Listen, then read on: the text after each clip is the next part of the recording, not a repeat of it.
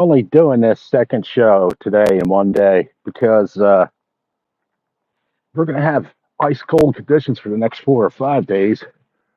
So just makes sense to me. Why not? I'll get out there and do more than usual fishing because it's going to be icy conditions. This is what we're dealing with, special regulations pond. And that means they stock it with trout year round. There's no season for trout, it's year round. And that's Foster Irving Park right here. Foster Irving. It's only a small park the size of 4 football fields, pond, small pond. But them they put 700 trout in yesterday. I filmed it. I was there. They put in 600 every 2 weeks. So eventually what happens is those trout just build up and build up more and more. And they're just easier to catch and you catch more of them. Yeah, but you're only allowed to keep 3. You need the trout stamp, you need a fishing license. The pond is all about possession. If you're possessing the trout and you're keeping them, then you don't keep 3, and you need that trout stamp. Unless you're juvenile, 16 or under, I believe it's free. So it's a little chilly this morning. My hands were freezing. I got back to my car. My fingertips took a half hour to thaw. And that's what it goes when it gets so cold out here. So we're going to try to stay out of the wind and fish a different part of the pond, up by the northeastern part of the pond, and we'll see what happens. I only got like 10 minnows left, and got a swim bait jig I could work. So let's get to it and see if we can pull in some more rainbows today, huh? How about it? All right. Let's set you guys up. How you doing today? Are you in a warm state? Are you in a cold state? We're going to be in an extremely cold state here in Minnesota. Next 5 days is going to be ice making days. You're looking at 15 degrees at the low, 20 high during the day for the next 5 days. We got an Arctic blast coming in, and we're going to be making some ice. Yes, sir. Let's start off on this side over here. We're going to be making some ice. Ice, baby. Bass in the Hat loves his ice. I love ice fishing. Nothing more enthusiastic than walking on water, walking on that ice. I tell you, I love it.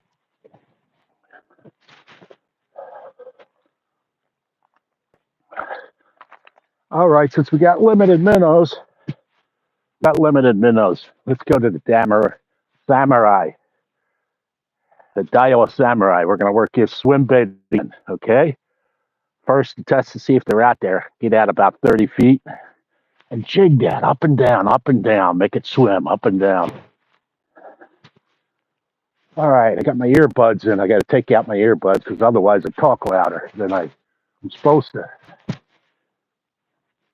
I love listening to my music when I come down here. If I'm not doing a live show, I'm listening. Hence why I try to sing at least sometimes when I'm down here.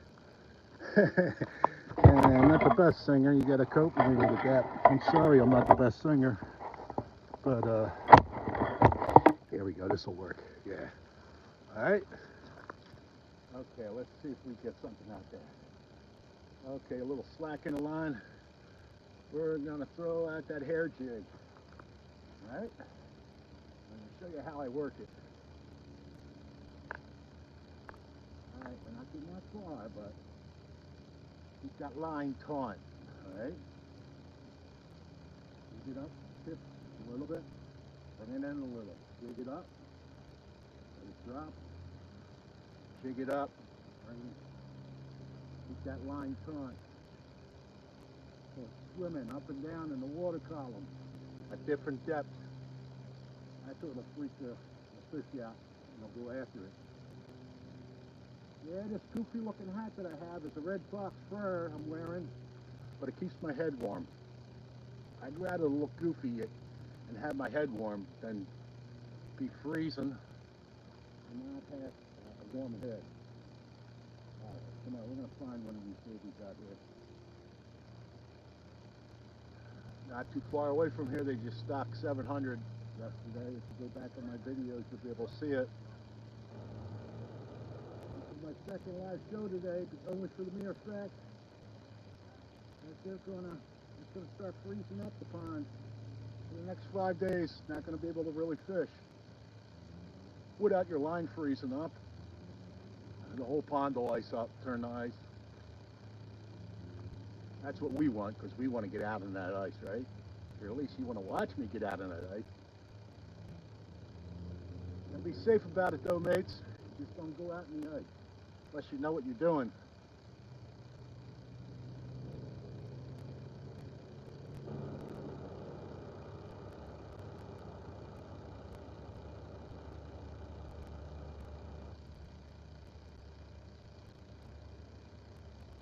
Yeah, I think those trout all went to the center. They might not be swimming around today, but we're going to try to find them.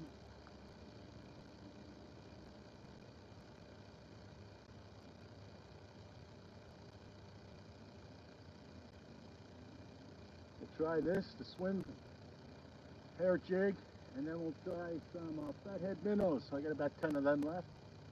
And in the next 5 days, I'm not going to need no minnows because I'm going to be at home and it's going to turn to ice. So, it'll be too cold. It gets down in the teens and stuff like that. It's just not worth fishing, to tell you the truth. Too cold. Okay, somebody left a big old bobber on the hill over there. It's a northern pike bobber.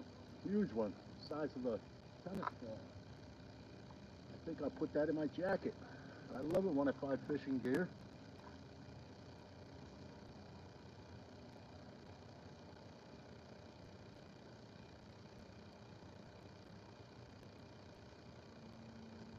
Yeah, much warmer now. And I got gloves in my pocket if I need.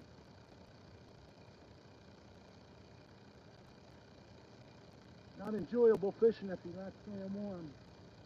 Tell you the truth.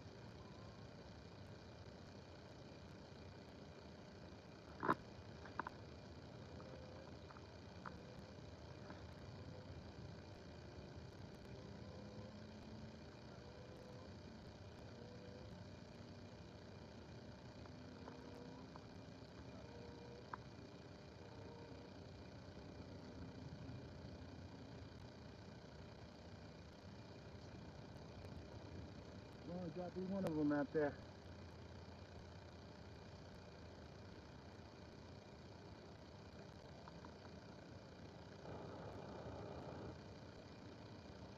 No followers. If you see a follower, then you know there's some out there. So far, no followers.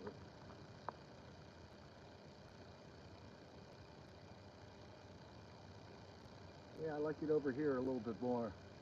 Less breeze, less wind.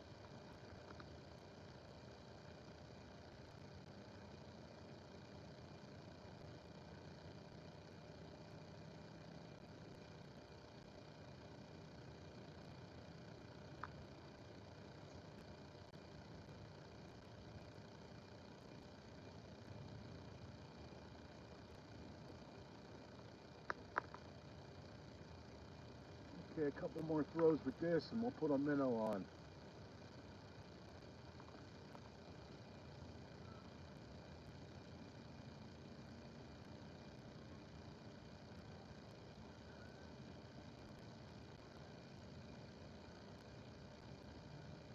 There we go, that was a bite. And you had a little bump out there.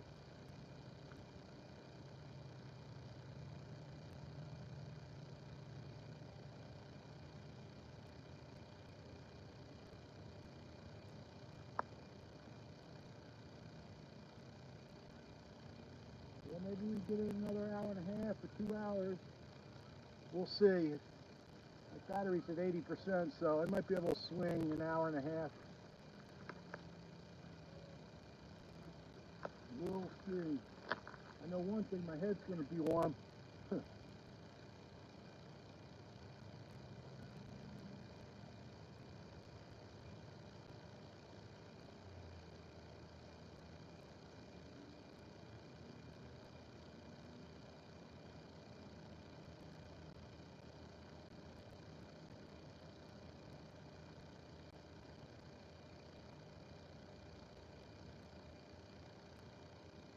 All right, let's try a minnow, okay?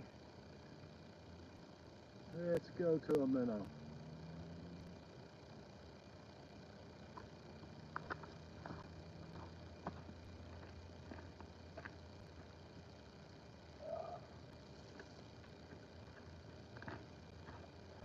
Right here, there we go. 4-foot dialer. Circa 1970. Fiberglass. Thing bends like a U. Watch. You're gonna get a fish on there. Get a 3-pound fish and it's gonna bend your pole. Except this one doesn't snap. Alright? This one's a good pole. It doesn't snap like a lot of the new ones out there on the market. Matsua number 4 sickle hook. That's what I use for trout. It's my go-to. The Japanese make extremely sharp hooks, and this Matsua, M-A-T-Z-U-A-O, I believe. I love their sickle hooks. I really do. Japanese make some good cars and make some good fishing stuff. Alright. I even kept a couple dead minnows in here, because maybe the wind will swirl them around and make them look live. I pop the minnow every couple seconds anyway, so. There we go, fat head through the eyeballs, mate. That's the way we roll, fat head through the eyeballs. Okay, let's get out there and see what we can find, huh?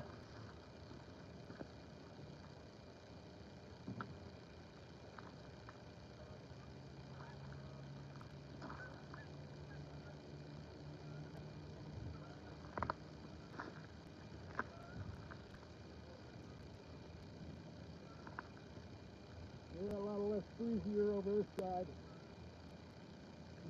The wind's coming from the east. It's going over this hill. It's going over my head. It's hitting the other parts of the pond. This pond is suppressed like a toilet bowl. You'd always find a hill to block the wind in this pond here.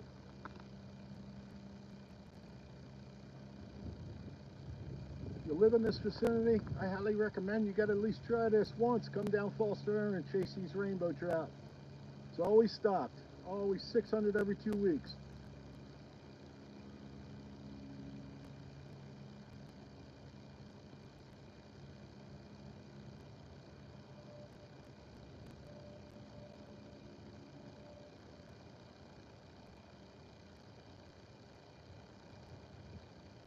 So for a week and a half now, I've been doing this live show.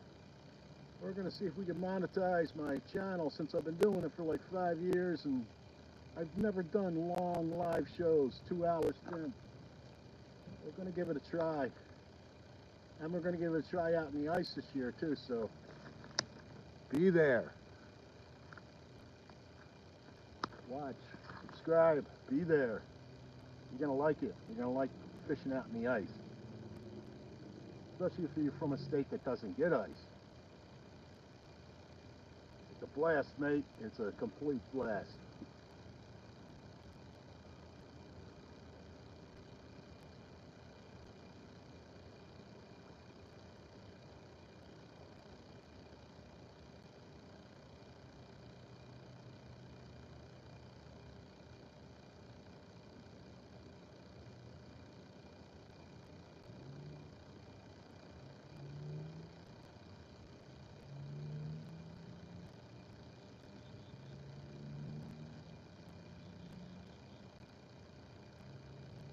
Come on, let's find that one rainbow.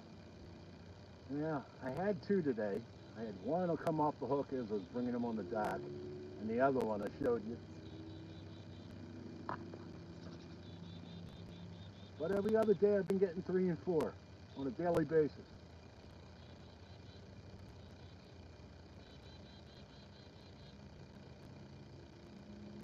which is a good day if you ask me, but I'm releasing them.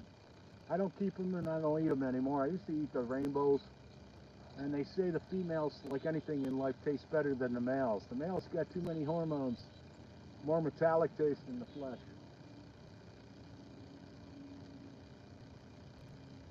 But I'm more of a sport fisherman. I'll keep 10% of my fish. Sometimes I keep brown trout. I'll definitely keep brook trout. That's some good eating there. Hard to pass up some good eating like that. Brown trout tastes like sockeye salmon if you ever had sockeye salmon. That's wild Alaskan salmon, sockeye. Oh, my hat? You're asking about my hat. It's a red fox fur from Ukraine. I bought it for $80 off Etsy, the website Etsy. I'll tell you what, it's the warmest hat I've ever worn in my life. And a little stylish. My wife says I look like one of those green guys from the Wizard of the Odds, the soldiers, with the big hats in the Wizard of that, or at the, I guess it would be the palace, the Emerald Palace. Yeah, it kind of makes my head look big, but I got a big head anyway, so it doesn't matter to me. Yeah. Don't make fun of my big head.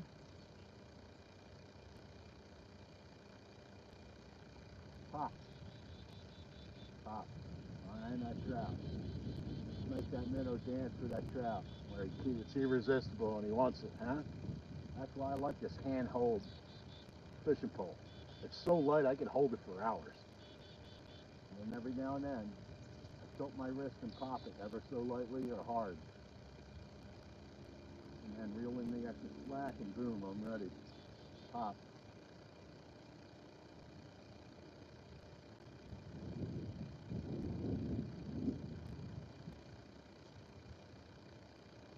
Going to be the last open water fishing day, I believe. We got a cold Arctic chill front coming in. Tonight's going to last about 4 or 5 days. It's going to go down into the 20s and the 15s.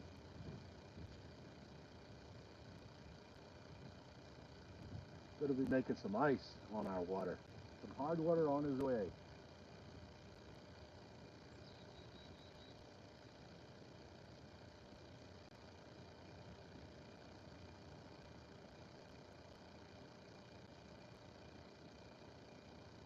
And there's that bobber freezing up a little.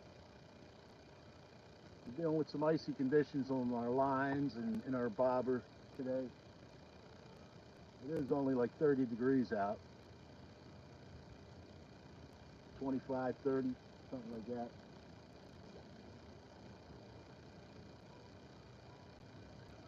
Yeah, we're dealing with the ice a little.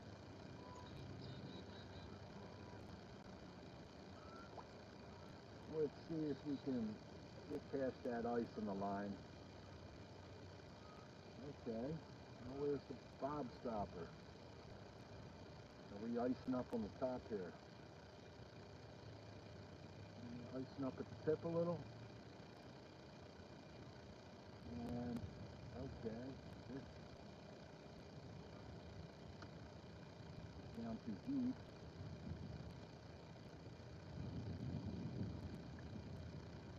Got a cast me and went too deep. We don't want it 10 feet down. We want it approximately 6 to 3 feet. Okay, that's 6. We're going to go down 3 feet, all right? There's the duck bobber with the minnow, 3 feet. And we're going to get all the way out there. See if I find one of those black crappies, those big black crappies I've been catching out there.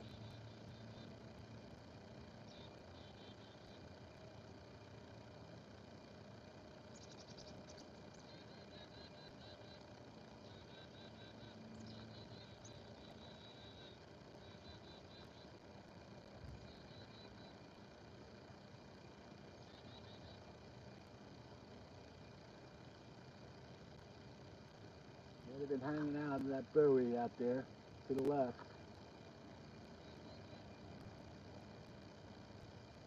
And the one 12-inch one I got with a Castmaster with a treble hook on it. Man, it blew a big hole the size of a dime, the side of his mouth. It's surprising that he slammed that thing.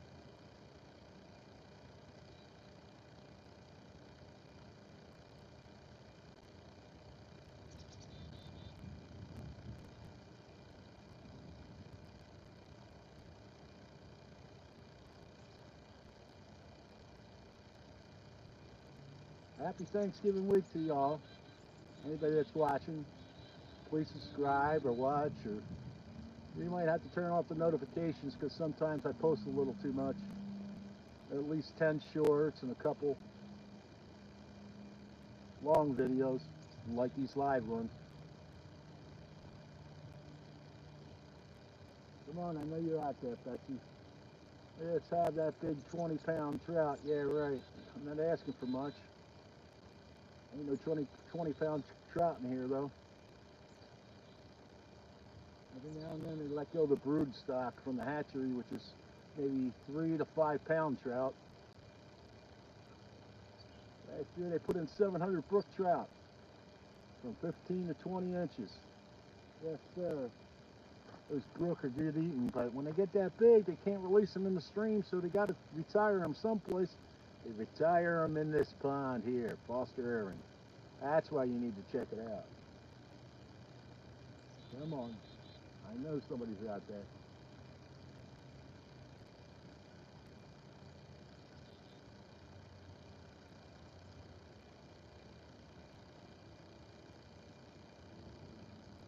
We're going to do some northern pike ice fishing.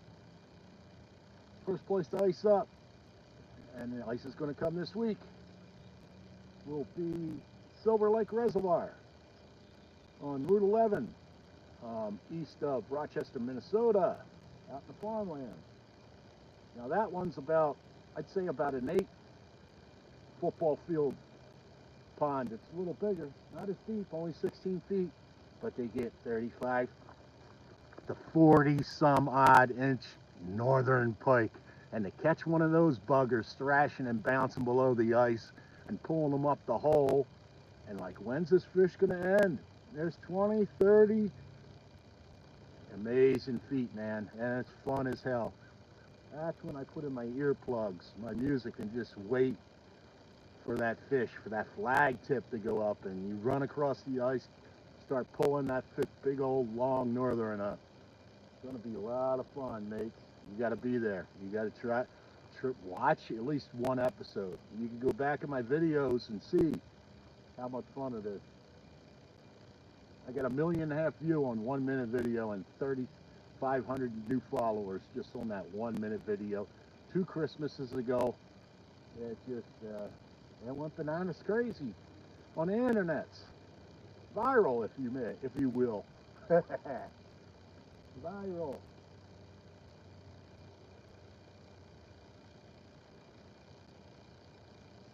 And it was new ice, fresh ice, so it looked thin, but it wasn't. I'm 230 pounds, man. I'm not standing on no thin ice. It was 5 inches of clear ice. Clear ice looks like it's only 2 inches, but it's 5. And 400 comments on that 1 minute video. And I got tired of commenting back to everybody. They couldn't understand why I was standing on 2 inches of ice. 2 inches of ice, you'd be lucky if it hold up a freaking bird, let alone a 230-pound guy. So, there are a lot of people that don't know what's ice because they don't live in a state that gets ice. So my go-to comment on those people were, maybe you should stick to counting the ice cubes in your drink instead of telling me what ice I should be standing on. Yeah, that was kind of cute and funny. Come on, where you at? I know you're out there. Yeah, but 400 comments, a lot of comments to answer back to. Some of them are very sarcastic. Some people are just extremely rude in nature when they get on the internet. That's the nature of the beast if you're on the internet. I don't like people like that. I would have a tendency to kick them. Because you can't get in an argument with somebody you don't even know. How can you argue with somebody you don't even know? Think about it. That's pretty crazy, isn't it? That's crazy. Plumb crazy. You're going to argue with somebody you don't know on the internet. Never met. Yeah, think about it. That's just, you know, it's only kicking yourself in the nuts by arguing with them. Just be gone with them. Get rid of them. They're toxic people on this earth, and they thrive off that toxicity. You stay away from people like that in life. Always stick around with people that make you happy. Put a smile on your face. That's the kind of people you want in your life. Okay, enough of the preaching stuff. But, you know, even when you don't catch anything, you get an eyeball full of nature out here. They got bald eagles and ospreys out here. They come for the morning sushi, and that's quite a feat to see. A bald eagle come swooping down and get a rainbow trout. Thank you for your comment, your interest. This is my second live show today, for the mere fact that this could be ice in 2-3 more days. We're getting down to frigid temperatures, ice-making temperatures. And I don't think I'm going to come out in 10-degree weather. You know, 10 degree, 15 degree, that's a little too chilly for me to come out in. So, yeah, we're going to get an extra episode in today right now, hour and a half, another hour and a half, maybe 2 hours if I can squeeze in with the phone battery not drying out on me. See what we find out there. I'm fishing a different area of the pond now. Instead of the dock, I'm on the northeast side where they stock. It's kind of one of my favorite sides. You can walk all the way around this pond, actually. Some people walk the dogs around this pond. Some people hike. But you can fish all the way around this pond. And some places are deeper than others. Some places 10 feet off the shoreline, it drops to 20 feet. Other places it's a gradual. They got a beach on the one corner by the dock, which is the gradual. And the rest of the pond is like 10 feet to 15 feet, and then we get into 20, 25 toward the center, and then we get into 34 feet, the deepest part, and that's where the trout go in the summertime, hiding those cool waters, because they're cold water fish.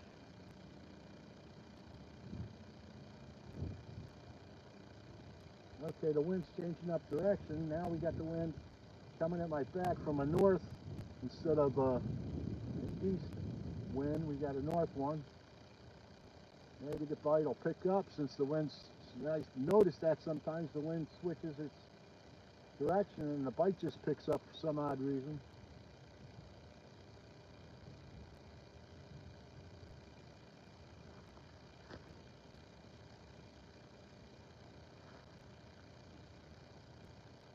Yeah, we'll use up these last 10 minnows. Hey mate, how you doing? What kind of fish live in that pond? Okay, glad you asked. What kind of fish live in this pond?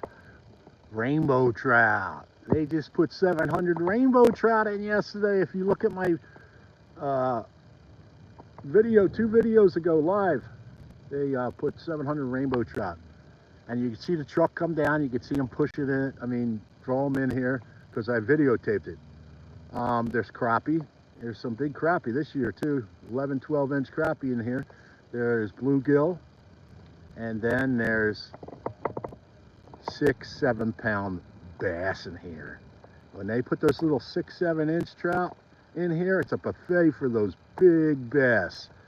And these bass are too hard to catch because they got a buffet of trout when they stock in here.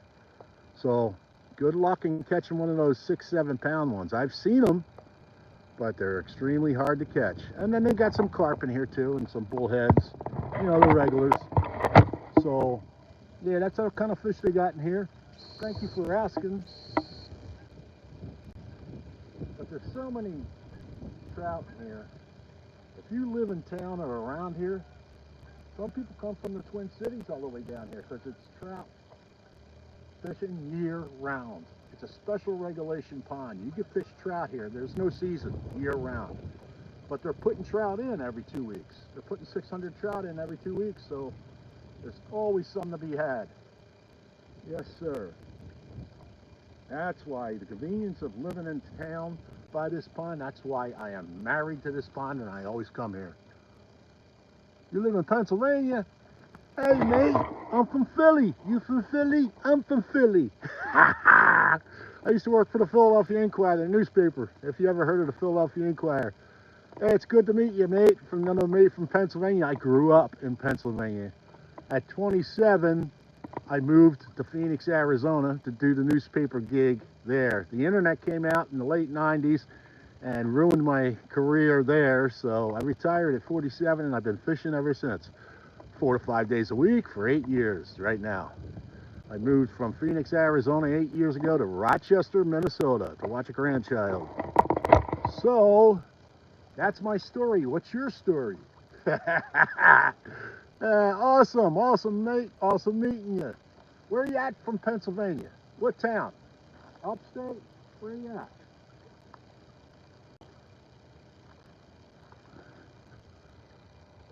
You from Philly? You from Pittsburgh?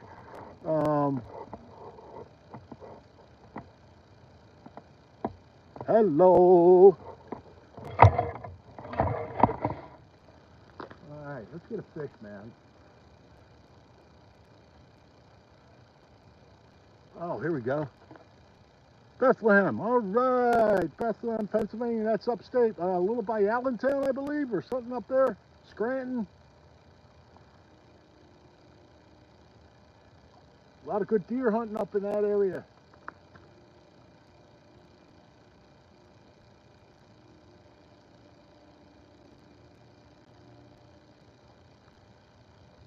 Now, what are you fishing for up there in Bethlehem? You working the streams? You got some big lakes up there? Or are you just a future fan of fishing?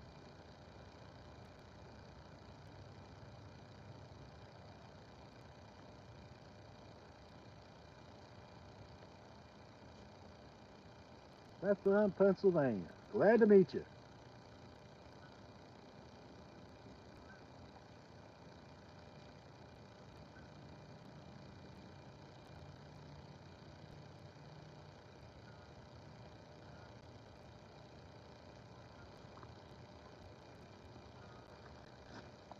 Yes, sir, Near. I'm just like you. Love to fish. Good for you, mate. My wife's originally from Minnesota, okay? I was out in Phoenix, Arizona working for the newspaper, and she moved out there with me. And she lived out there near Allentown, yep. Bethlehem is. She moved out there with Arizona with me, and then we had a grandchild back here in Minnesota. And she brought me to Minnesota, and I haven't stopped fishing since I got here. Yeah, 8 years. I've been fishing 4 or 5 days a week, full time. My neighbor said, you're a professional fisherman. And I kind of giggled and made me laugh and think about it. Like, I don't know if I'm that good to call me a professional, but I am good because I've been doing it 4 or 5 days a week for 8 years. And I just love sport fishing. Catching a fish for the fight. You'll see in the spring and the summer, I fish carp exclusively because I'm getting 20 to 30 pound carp. Okay, last year I got 25, which I really tried to get them, and I got 25. And that's going the old English way with the hair rig and the banana pineapple boilies from England and stuff. I am set for this next year coming up. I got a 13-foot telescopic rod in the mail. I was casting out here yesterday. Oh boy, this carp ain't got a chance with me. Sound like a true fisherman? Yeah, well, yeah, I'm kind of dedicated, but my finances, I don't work, so, you know, are limited. And, you know, every now and then I'll get pole, a new reel, but I really don't open my wallet wide to pay for a lot of stuff. And I like enjoying what I'm doing, and I do enjoy fishing. And I hope you do too, because if you can't have fun doing it, it's not worth doing, right? You know what I'm saying? You gotta enjoy what you're doing. Seriously. Hence why I'm doing these live shows. I'm trying to find me a trout, and I can't find one out there, mate. Brown trout on the Lehigh River. I went whitewater rafting up the Lehigh Valley. Jim Thorpe. Have you ever been to Jim Thorpe? Oh, wow. There's a town called Jim Thorpe after the decathlon. 10, decathlon winner. Indian, Jim Thorpe. What a beautiful town that is. In the Lehigh Valley up there, whitewater rafting. Oh, I did that when I was younger. That was just so much fun. Yes, beautiful town. Beautiful. They got the old malt shops and everything else. And just the architecture is just eye-pleasing. Very Art Deco, I think. And yeah, that area is nice up there. Beautiful. But the brown trout, I love the pretty colors on the brown trout. And their flesh, like I said, just tastes just like sockeye salmon. Very good taste. And all the browns that I catch, I usually keep if they're like 15 inches and up. You know, good eaters. That's my 10%. And when I do keep. Otherwise, I sport fish and I release. Like these rainbow trout, I'll catch them, but I'll release them. Because, I don't know, anymore, I just don't. I've had so many rainbow trout I've eaten, I get tired of them. Thank you for watching my short videos. You're going to enjoy them. I try to, every now and then, I play my favorite hits, okay? Of short videos for the people that are newcomers to my channel. Other than that, I love doing my shorts, but all you get is subscribers with your shorts. To make money on YouTube, it's about watch time. People got to watch your videos. They got to tune into your live shows, because the short videos, you don't earn any time. And that's what it's about. That's the key to making it on YouTube, apparently. And I'm talking with other fishermen. Some of one's from Philly. And they're telling me you got to do live. Otherwise, you're not going to make it. I've got more videos, more followers than the guys that I'm speaking of. And they're already getting paid, and I'm not, because I did too many shorts for too many years. For the past 4 or 5 years, I've been doing shorts and no live. So that's where my focus is right now. I'm going live, and I'll try to sneak in some more shorts, but I got 1,800 shorts already. That's enough shorts. Yeah, I got a lot of shorts. But my shorts are the money shot. That's what I like. And I like when I'm pulling in the fish, I like holding my iPhone 14 on my pole and then reeling. I'm not left-handed, but I have to, because I'm holding my iPhone 14 in my right hand while I'm pulling it in. What's really amazing and fun is when it's my 10-foot Daiwa carp fishing pole and I'm holding that iPhone 14, and then I gotta net them with the other hand. Oh, 10, 20-pound fish, net them and hold your iPhone 14 over water. There's a trick, mate. All right, try that. I wouldn't try that unless you got insurance on your iPhone 14, like I do. It's a $1,200 phone, okay? But I enjoy what I do. I thoroughly do. I think this is what I was meant to do, just fish. Who needs to work when you can just fish, right? Yeah, that money thing. Sometimes that money thing gets in the way, right? You gotta work. There's no ifs, ands, or buts. Unless you're born rich. If I got something here, I don't know about it. No, I'm just all tangled up and iced up. Come on, man. Really? This will happen to only me. There we go. Come on, get untangled. I got a knot. Here's a story for you. I'm tangled up right now, but this morning I got tangled up and I was on the dock. And I mean rat's nest tangled up. That would frustrate any fisherman. Instead of pulling those tangles where it knots up tight, you got to pull the loops until you get it out. And so I'm doing that for like 2-3 minutes. I got about 30 feet of line out, and I finally get it figured out in 2 minutes, and I pull on it, and I got a fish on the other end, of course. Jerk bait, okay. like using jerkbait. I've seen 10-inch rainbow trout go after 6-inch Rapala. And it's kind of amazing that a fish not that big would go after such a large lure. I've seen a lot of funny things with these fish. But these are only stocked fish, so I mean, they throw them in here, they're used to eating pellets. They got to learn how to feed all over again. You'd be shocked at what you find in some of these guys' bellies, these rainbow trout.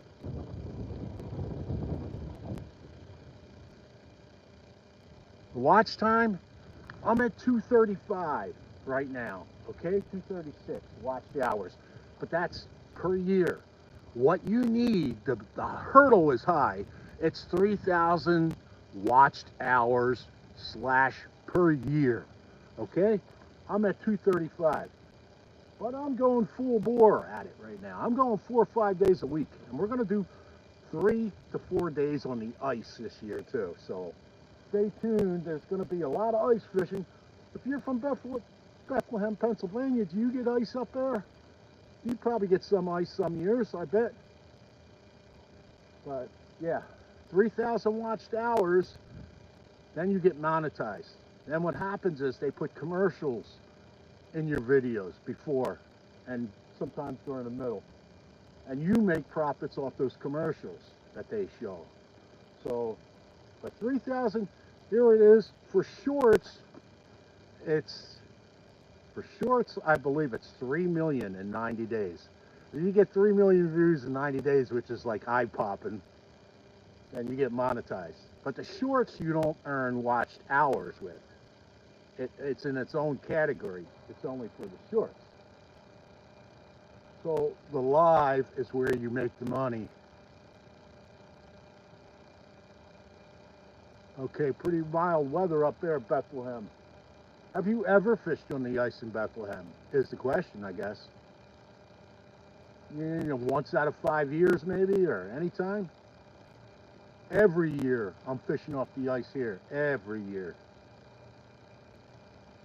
And it is a blast, man. Just hearing that auger go through the ice. It's a cool sound, man. Some years the ice forms so clear that you can see the fish swimming right underneath your feet. And that's what lured me when I flew in May 15th from Phoenix, Arizona. I flew in May 15th, 2015 from Phoenix, Arizona to see a grandchild being born, okay? I was in my sneakers.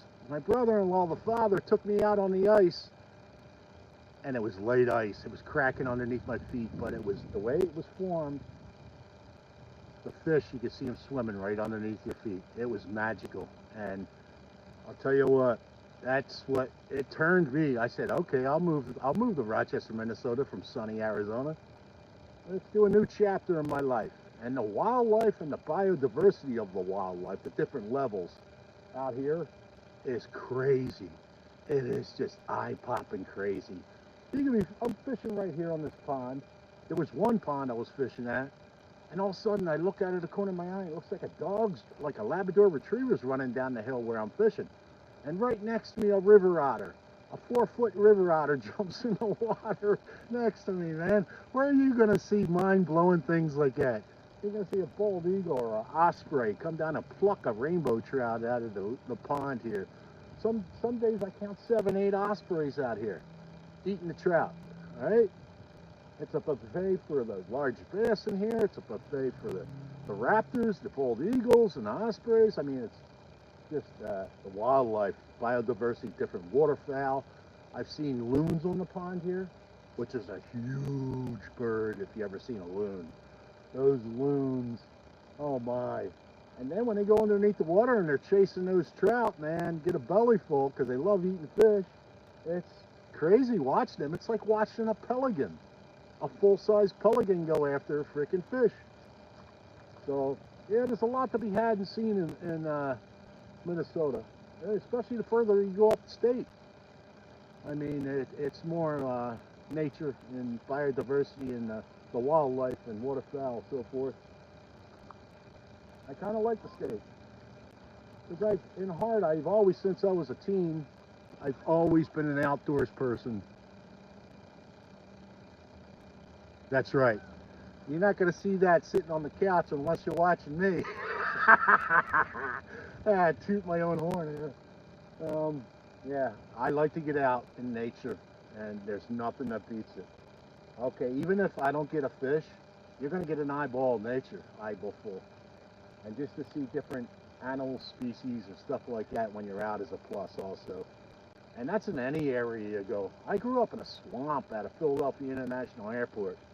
Fallcroft was my hometown, if anybody ever heard of Fallcroft, Pennsylvania. And it was a town of like 25,000 people, small town. But every year I used to go back in the swamps and hunt muskrat. I used to skin muskrat just for kicks and jollies. When I was like 13, I skinned a muskrat and I tanned the skin and made a little muskrat pillow. Sewed it all together and stuff. So yeah, I'm a trapper at heart and a fisherman. I just don't trap out here in Minnesota, which I should, because they got red fox out here. They got coyotes. The coyotes are big too, not compared to the Arizona coyotes. They were scrawny. And yeah, they got gray fox. They got all sorts of wildlife out here. I just don't, yeah, I don't think I'm a trapper anymore. I've dedicated to fishing all the time now. It's easier on me. Okay, let's get out there and find a trout now.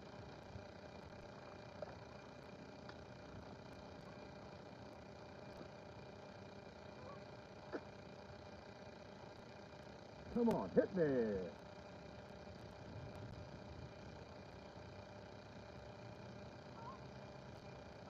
Yeah, I did 30 years in the newspaper industry between Philadelphia and Phoenix, Arizona, and all the money was going up to the CEO.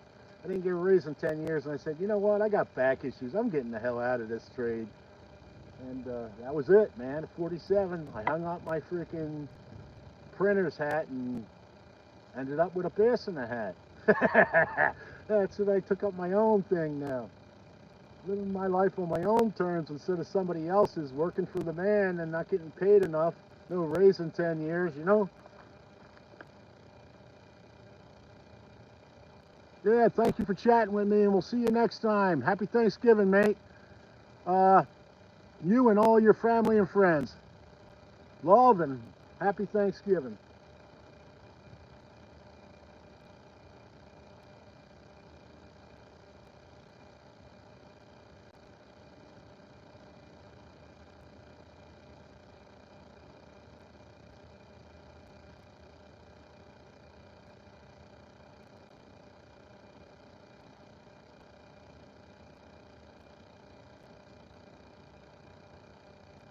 Come on, where you at, guys? Wait, I didn't buy that extra scoop of minnows. For the mere being that it's going to drop down to 10, 15 degrees for the next 5 days, and those minnows would have just would have died in my cellar and stunk up my house.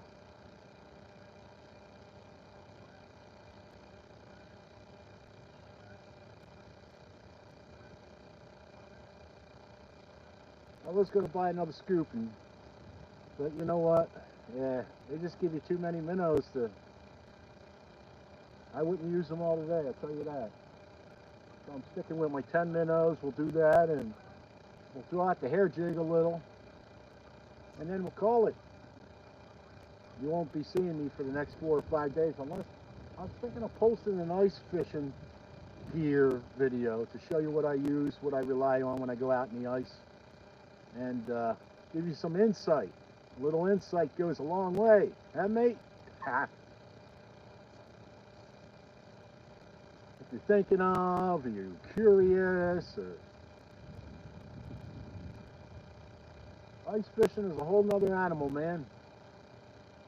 It's like regular fishing, but there's a lot, harsher elements you got to put up with, but oh boy, I think it's more fun because instead of owning a boat and going out chasing the fish, you walk on the water and you find the fish. They can't get away from you when the whole pond's frozen. You could find them. If you're persistent enough, and I'm persistent enough, I will find those fish when I'm out there. What I call is the rainbow tornado. We will find that tornado when this ice is up and we get out there on the ice. And when you're pulling one up every 2 minutes for 20 minutes or 30 minutes, it's just wow. It's so much fun. But, you know, like I said, I release them. So when I catch 20 or 30 fish, I'm not keeping them because you only keep 3 on this pond. I don't know where these rainbows are today. I got 2 by the dock. They should be all in here too.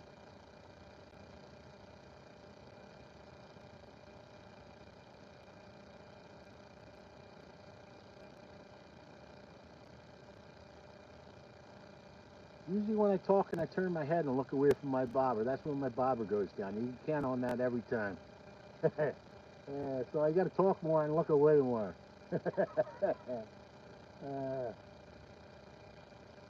Murphy's Laws of fishing, okay?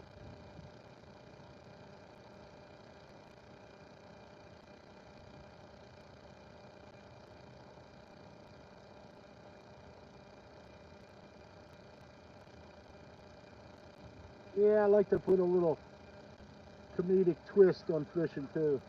When I'm fishing, I'll sing Jim Morrison songs like, come on, come on, come on, come on and bite me, baby. Can't you see that I am not afraid? Jim Morrison sings the fishing blues, huh? Bobbers on the storm, boom, boom, boom. There we go with the Tina Turner, rolling, rolling, rolling down the river.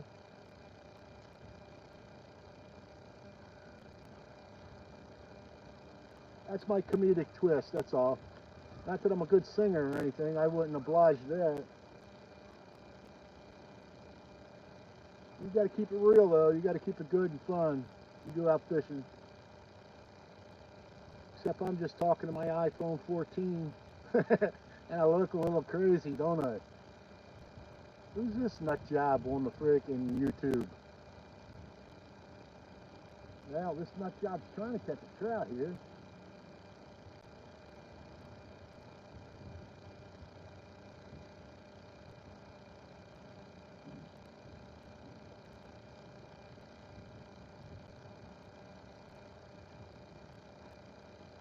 Yeah, I've been catching 3, 4 a day in this spot here. Now I'm lucky if I can find a bite. There we go. I think I got somebody who just gobsmacked it.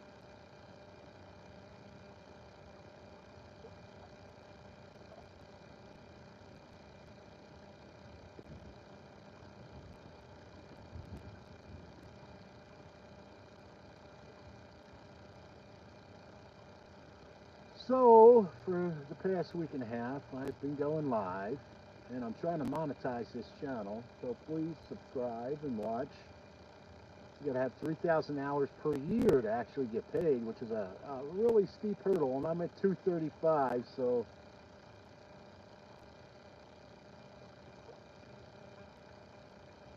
I try not to be as boring as just I'll fish with my back to you and not talk to you. I try to talk and entertain you. I try to read your comments if you comment. Sometimes I'm fast and quick and I can read those comments and read them quick. Other times I miss, but I appreciate all your comments and all you people who subscribe and watch. Kind of funny when you're the only YouTuber in town. And like this morning I went and got, my tire was leaking air. I had to have the valve stem replaced, and the guy seen my sticker on the back of the car which says Bass in the Hat YouTube. He says, I watch your channel, man. I said, all right, cool, mate, I love it. And me and him kicked it around and talked a little, and then he had to hurry up and get back to work to putting tires on cars. There's always a lot of customers for that for some odd reason. I don't know why. I guess everybody's always burning rubber, going someplace fast, getting there. And, but it's kind of nice to hear people say that.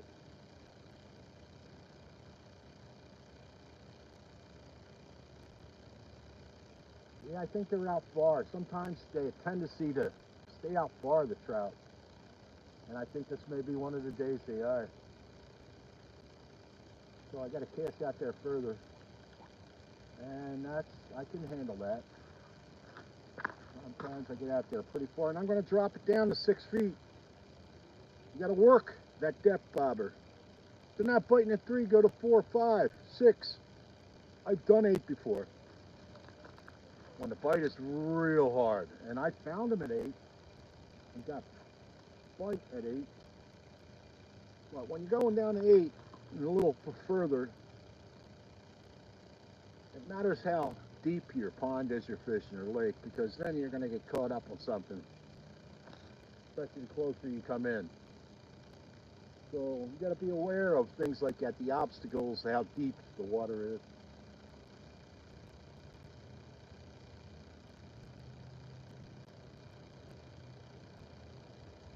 Shout out to Bethlehem, Pennsylvania. It was a pleasure talking to you, Bethlehem, Pennsylvania.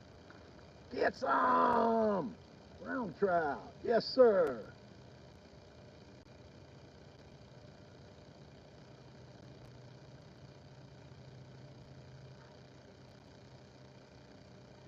Come on, we got to find one.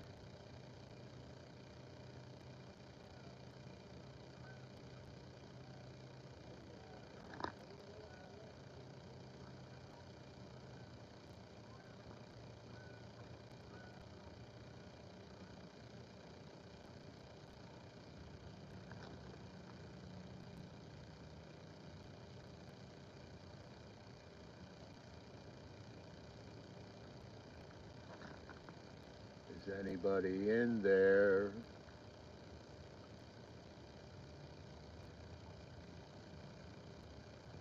Well, Mr. Trout, a little cooperation would help.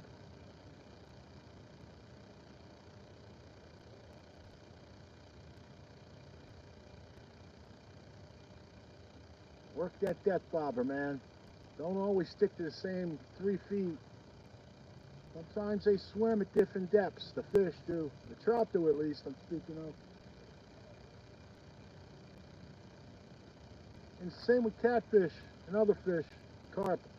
When the water temperatures change, it's drastic, and it gets colder, and the pond flips over, the carp go to different warmer areas, deeper, and so do the bluegill. And the catfish have a tendency to move out of the summer holes to the winter holes.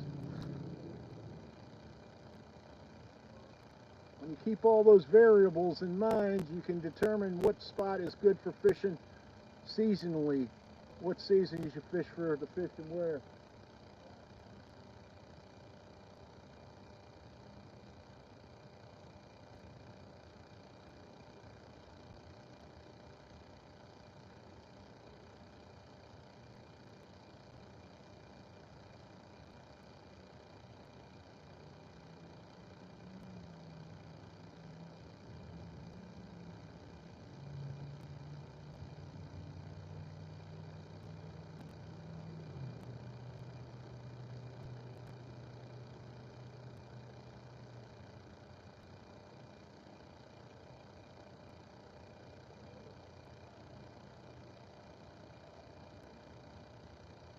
Okay, I'm going to pull this in and go all the way out. You know, days like today, that's why that hair jig that I love working, that's why that's not working. Because they're all the way out there, these fish. Okay, I'm at 6 feet and I'm icing up on my pit. And it's blocking the depth bob stopper. So I got to cast like this. Okay, we got it. But I'm going to get all the way out there now.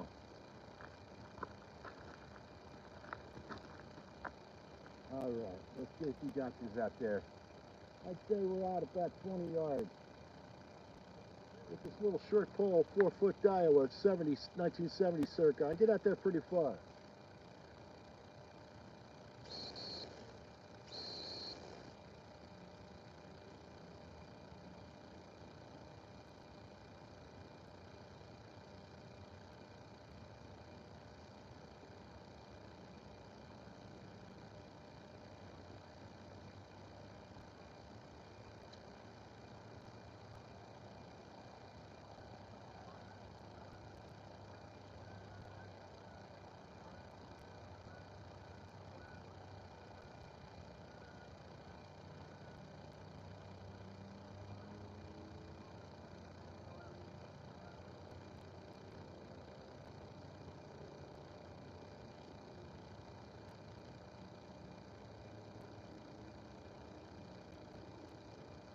There we go.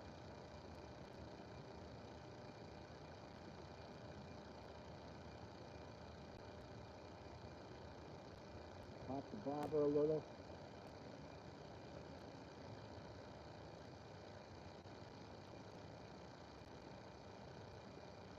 Yeah, I've seen days where the bite is just a nip, nip, nip, nip, nip, a little pull, then a nip, nip, nip. And the bite is really timid. It's hard to catch fish. Sometimes they feed real small too. Like they'll go for waxworms and they won't take minnows for some odd reason. Here's a FYI for everybody. Do you know trout have 2 hearts? Yes, sir. Look that up on the internets. They got 2 hearts. Worms got 5 hearts. You learned all that in grade school, though, right? You knew that.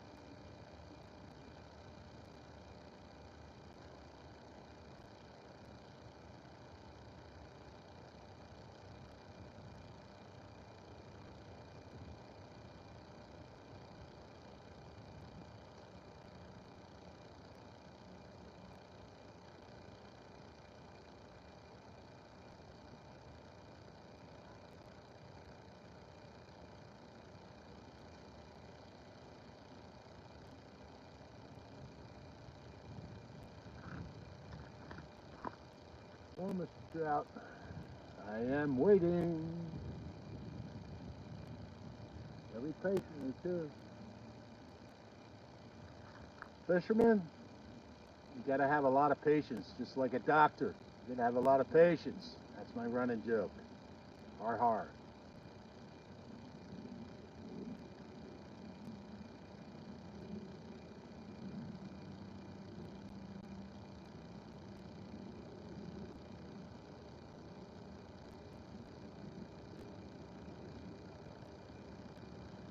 Well, I'm so glad I didn't get that extra scoop of minnows. Come down with an extra scoop of minnows and they're not even biting that good. It's a kick in the pants. That's what I call that. A good stiff kick in the pants.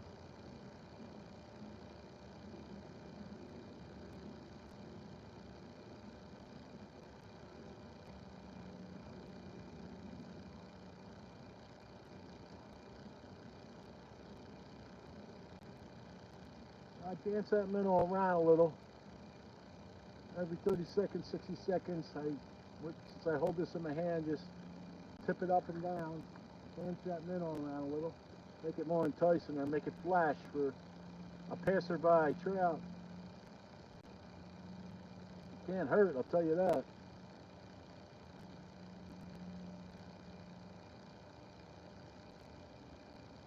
Yeah, they're all out in their center. They're not even jumping out in the water. I think maybe they know something I don't know. They know it's going to get frigid cold. Tonight it's going to drop, drop, drop down. We got an Arctic front coming in for the next 5 days. We're talking 20 to 15 at night. High during the day, 20 degrees, 23 maybe. That's ice making weather. In case you don't know, you're from a state that doesn't make ice.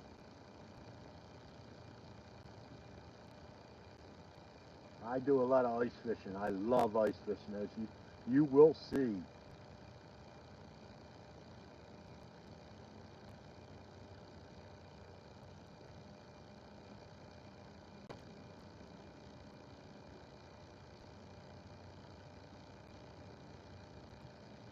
Well, it'd be nice to get another one.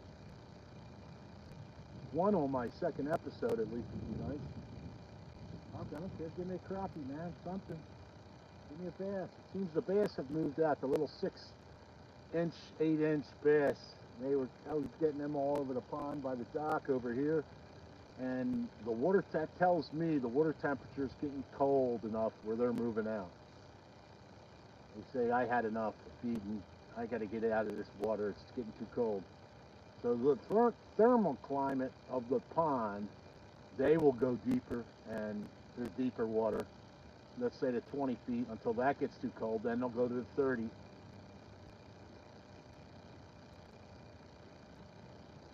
And they'll stay down low.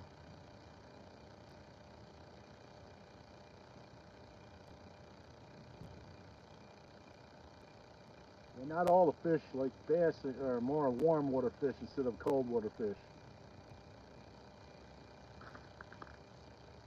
Yeah, I can't believe I can't find a bite here. I guess that's fishing, but hey, at least one fish. I got 2 this morning, I got 3 yesterday, got 4 the day before, and 3 before that day. So I'm averaging 3 or 4 a day.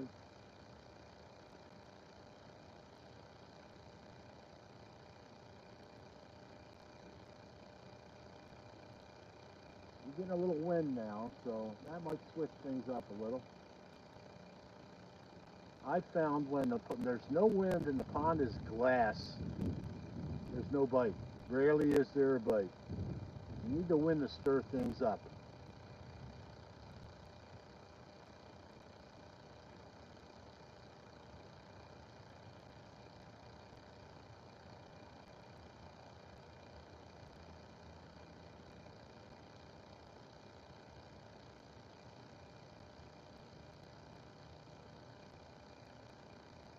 Yeah, I guess I'm going to cast it out there far again.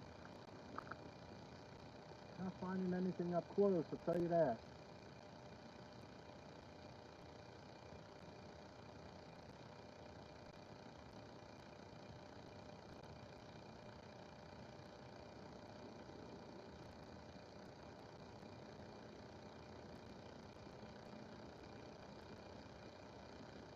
Yeah, I don't think that step bobber's working. Here we go, it's working now.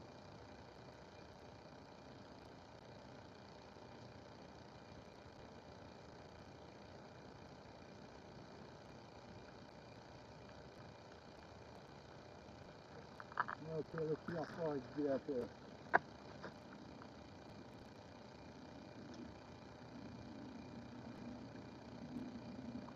Yeah, it's far enough. Let's see if there's anything out there. It's a question.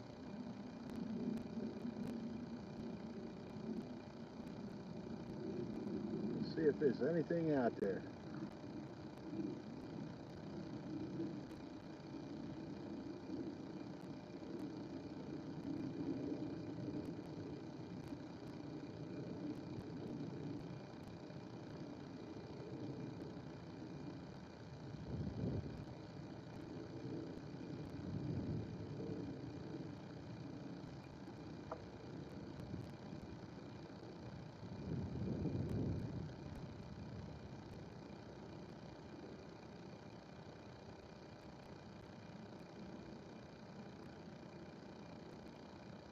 Okay, there was a jump I seen, and it's all the way out in the middle. That's the 20, 25 foot range that I'm talking. And that's where when I go out in the ice, I see when it's iced up this pond, I could go to that 20, 25 foot hole and walk on the water and find the fish. That's the plus side to ice fishing. Today I can't. I can't walk on water when it's not ice. I tried, trust me. And I got all wet too.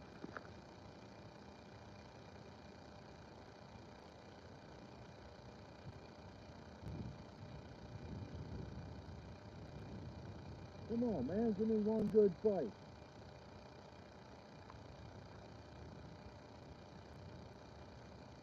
Sometimes you put out 100% effort, you switch it up, you try different things, and they'll give you a mental complex, that trout will. And for some reason they're not biting. And it isn't you. You know it's not you. It's them. It's just the trout aren't biting, period. There will be days like that. So don't, if you're a young girl or guy fisherman, just don't give up. Don't let them give you a mental complex. Have determination. Switch it up. Try different things. Watch other fishermen. That's the way you become a really great fisherman, is watching other fishermen, switching things up. Soap up like a sponge. Alright? Like a sponge, sop up all the information you can from others, from the internet.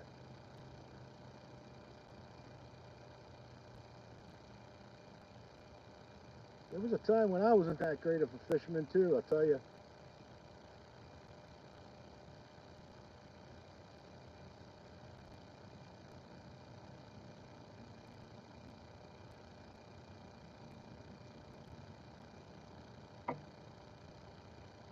Yeah, I like to speak sometimes to the younger folk out there that want to do fishing and stuff.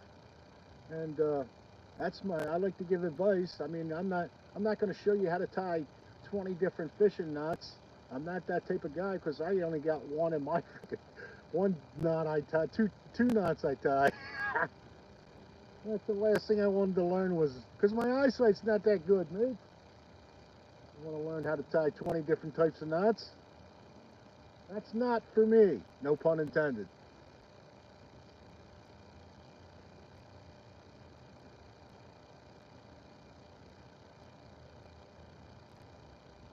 Come on, man. Where are you at, guys?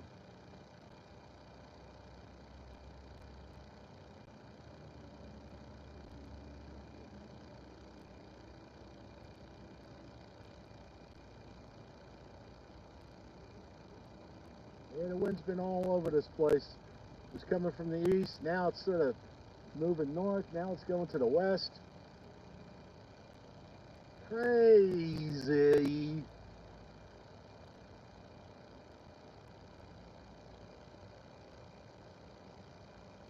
There'll be days like that where the wind's all over the place, every direction.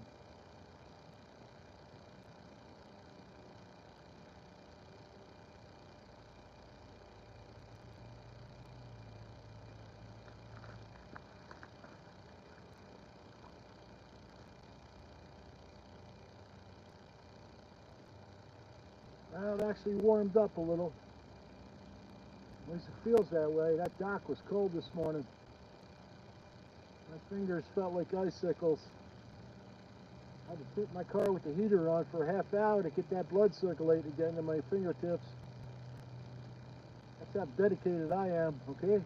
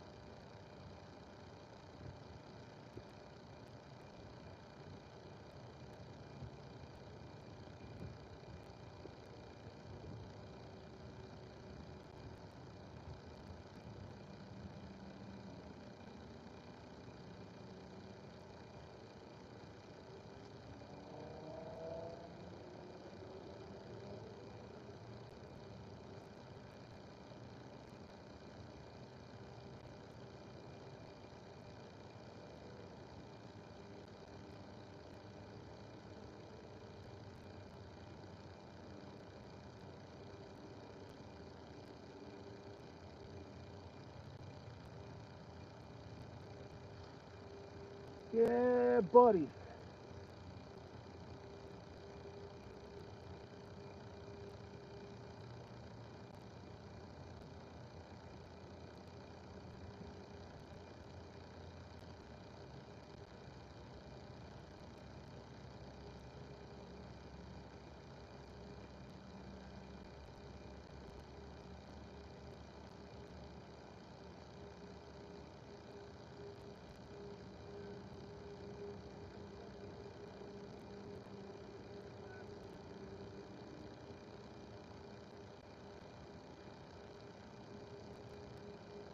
Yeah, it sounds like a good night to have some sockeye salmon. I got some sockeye salmon in the freezer. I'd rather eat that than rainbow trout, to tell you the truth.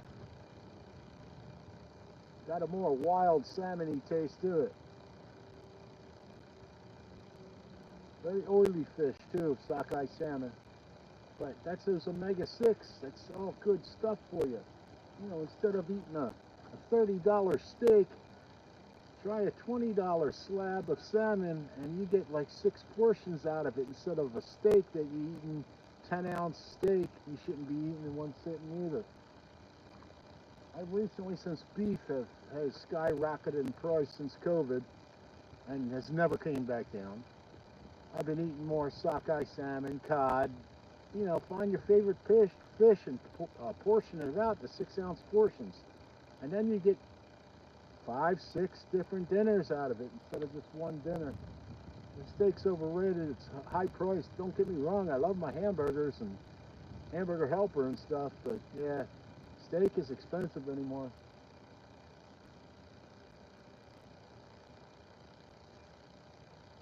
And these fish are doing a number, giving me the complex today. At least on this video they are.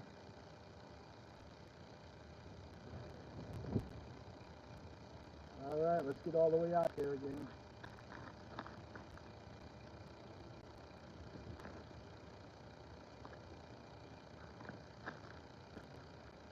Gotta find one, huh? Even a blind squirrel gets lucky every time. A broken clock is right twice a day, isn't it? Not the sayings, mate. Just the sayings. What I've heard.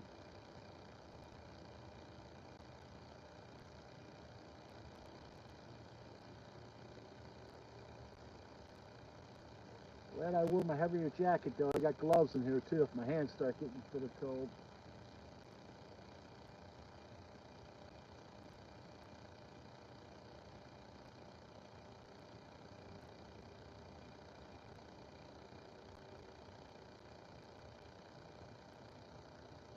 How much time we've drilled out here? Already 70-something minutes, huh? 77 minutes. 3 watching, 3 likes. Hello, people. How you doing this lovely cold day today? 32 degrees in Rochester, Minnesota. How you doing today? What we got planned for Thanksgiving? Should I stop over? Oh, what time? A little presumptuous of me, isn't it? Okay, this is the pond.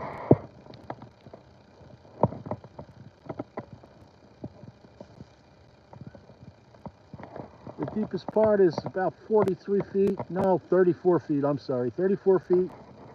It's only about the size of 4 football fields, I would say. But they throw 600 rainbow trout in here every 2 weeks, and it's year-bound fishing. For rainbow trout in here, get some! I took a video yesterday of them stocking those rainbows. They're kind of cool to watch. If you get a chance, tune in to not the one before this, the one before that. It should say fish stocking on it. Tune into that one and you'll see them stocking. It's kind of fun. There's one that came up. Wow. Yeah, I'm seeing maybe one come up every hour, that's not a good sign. You should be seeing like 3 every half hour at least. One more.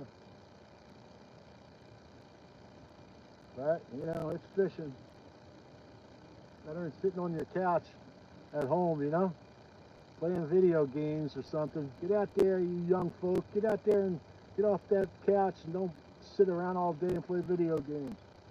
Unless it's a video game of fishing. Yeah, I do Fishing Planet. I do. Believe it or not. I'm doing pretty good. I'm already fishing the Japanese Sea on Fishing Planet. I get 8 million points, something like that, 8,003,000.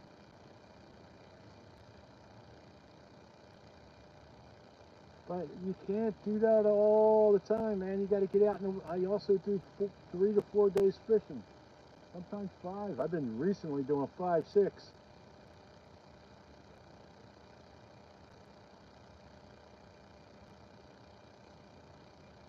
Yeah, we're going to finish up these minutes today, and we're going to call it quits for the next 4 or 5 days. It's going to be too cold. Dropping down to 15, 20 degrees. This pond's going to start turning into ice. And all the rest of the pond.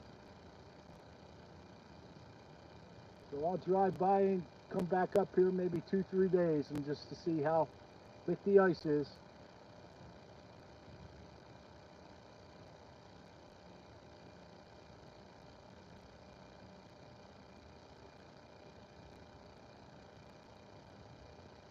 But if it does ice up, it's going to be earlier ice then. Usually the second week of December before it ices up.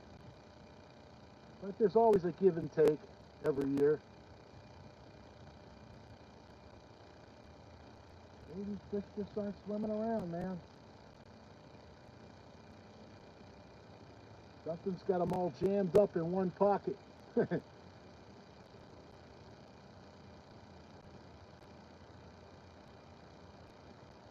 That's funny, they stocked the 700 yesterday. They hung around for about 5-10 minutes and then they took off to the center of the pond, the deep end. Sometimes they do that, man, for some odd reason. Each stock acts differently. Some of them just cruise around the edges, the perimeter of the pond.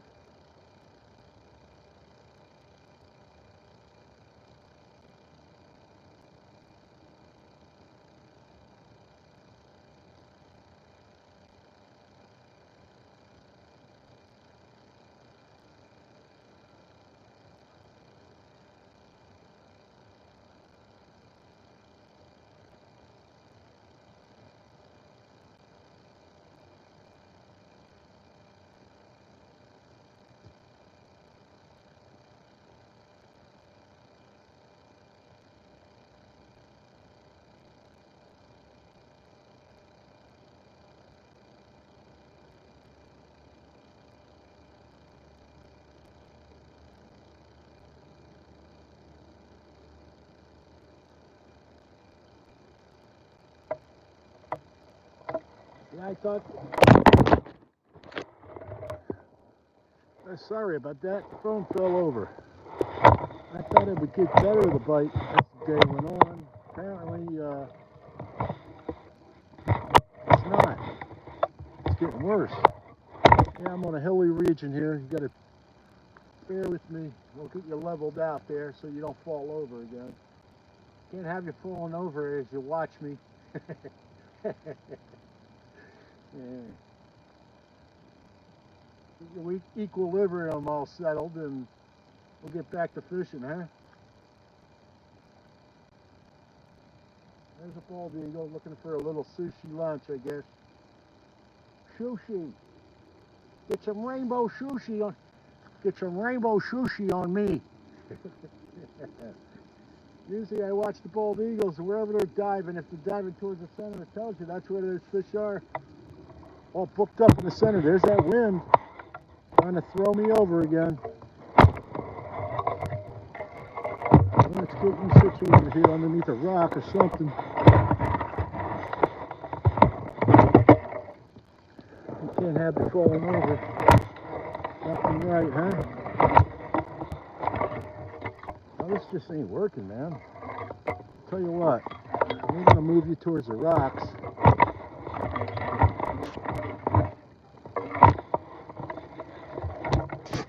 Let's get the bobber in first.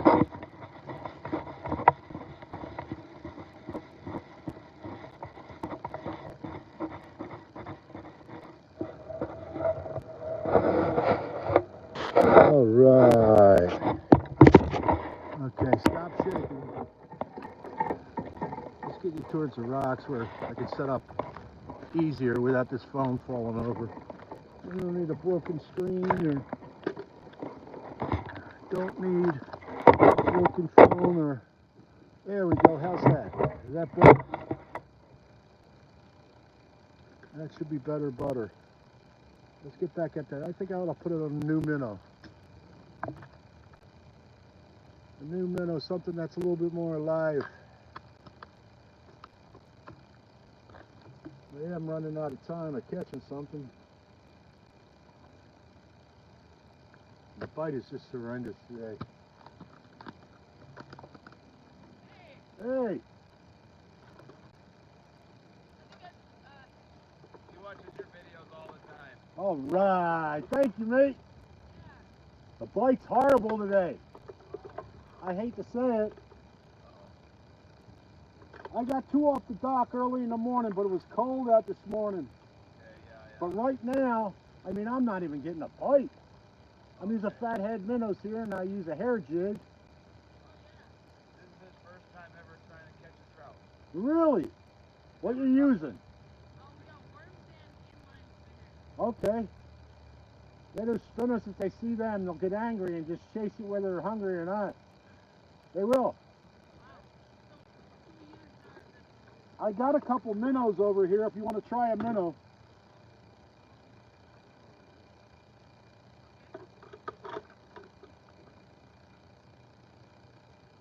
Yeah, this is my second video I did today. I'm doing live over here. Oh, okay. I haven't been doing live. I've always been doing the shorts. Oh, yeah. And so, to make money on the YouTube, you got to get watched hours, like a 3,000 per year, which is that's a high level to get, you know. Yeah. Wow. And so I'm learning off these guys that also do videos that you got to do those live. You know, I guess you got to be a little entertaining too, because otherwise, who's gonna watch you if you're boring, right? So I try to be entertaining. So I'm not always this crazy, but you know. So is that live on YouTube? Yeah. Wow. Okay. Yesterday I was down here doing a live show.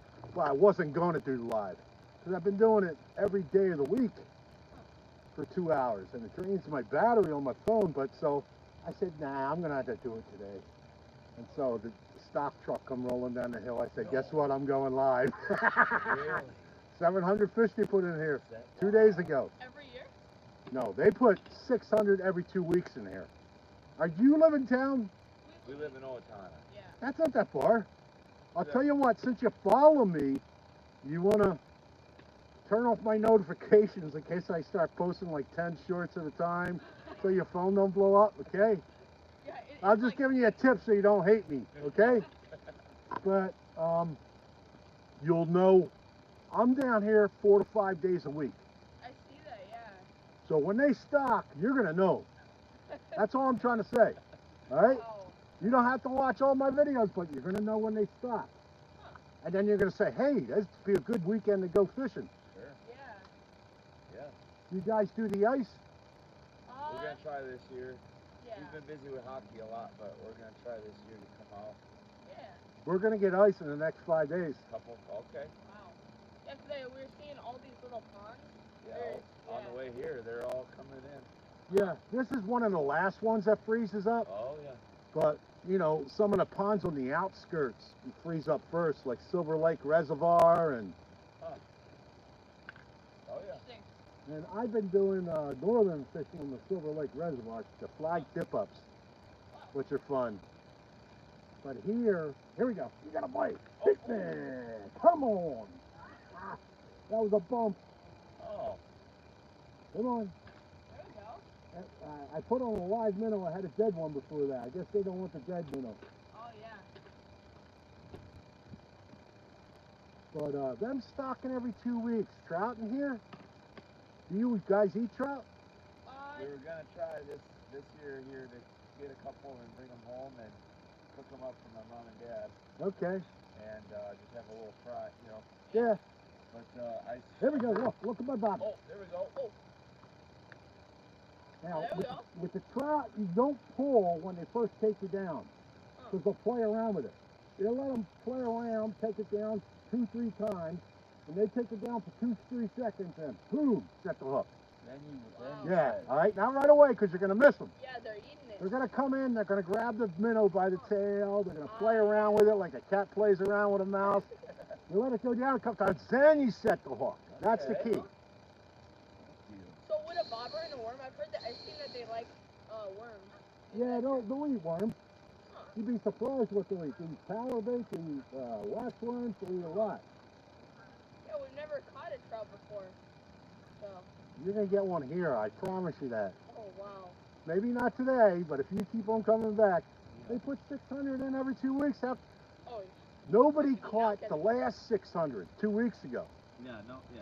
There's still like 300 or 400 left from 2 weeks ago when they put another 700 in. Okay, here's my, you're going to think I'm crazy, but on my videos, what I call it is the rainbow tornado. What happens is, okay, he hit me 3 or 4 times and that's it, forget it. I'm waiting, man. I'm talking, not watching my bobber. Why didn't you take me down? But that rainbow tornado is in the hatchery.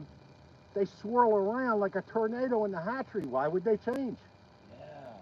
So when they release every 2 weeks, these fish, like the ones they released yesterday, they swam out into the middle. And they're swirling around where the tornado is. So when the ice comes, what I do, you don't have to sit here and you go out to the 20, 25-foot range on top of the ice, and you find that rainbow tornado, and you're pulling one up every 2 minutes. Every time. 20, 30 fish. Just hammering. Yeah, but I'm releasing them all. I release all my rainbows. Right. But sometimes, here's also what I'm saying a lot on my live videos. There's like 2-3 hatcheries in southeast Minnesota here. They release the brood stock in here. When they want to bring up the younger fish to breed in the hatchery, they retire the 4 or 5 pound rainbow trout, brown trout, and the brook trout in here. Last year they put 715 to 20-inch brook trout in here.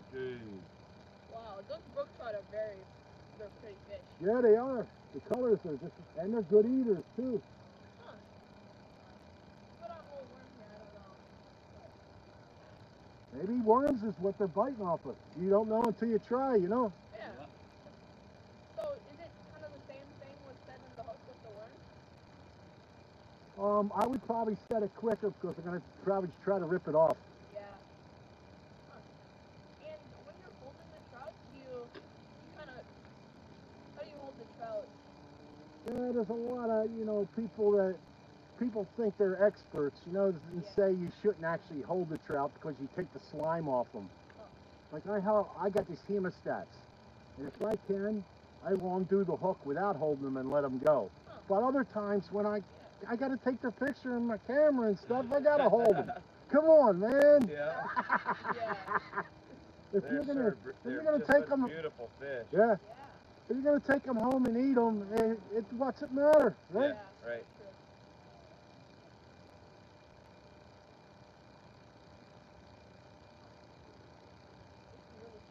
Yeah. I went to get air. My stem and my tire was leaking air, 20 pounds a month. And I went to 8 a.m. right when they open. You got to go to those tire places early in the morning, or it's a whole afternoon event. And the young kid says, "I watch your videos." I said, "Oh, it's awesome, mate." I was sitting there talking to him, showing my new poles in the back of my car, and the one guy's like, "Come on, you got to get back to work." I have a tendency to just talk and just go on and on and on. I was going to say, I'm going to show a couple kids in my class your videos. Oh, you're a teacher. Yeah, I teach for teaching 5th grade. Wow, that's a noble profession, my friend. Thank you. It is a challenge. Well, it's sort of just like a fireman or a policeman in my book, okay? It's a very noble profession. But the kids love to see that. They love big fish videos, so. Well, I try to keep here's the difference with YouTube. Okay, did he get me? Yeah, he got me. So I fed them that minnow, but I know they're taking minnows now. They're taking minnows, okay. I try to keep it clean, but the perimeters on YouTube are, if you want comments, you got to say, no, it's not made for kids. Oh, okay. So that's the perimeters. And, yeah, I mean, I love it when I'm out in the ice and I find a rainbow tornado. I call kids over. Yep. I love to see kids catching fish. Right. Yeah, but that's just the way YouTube's that's the way it's set up.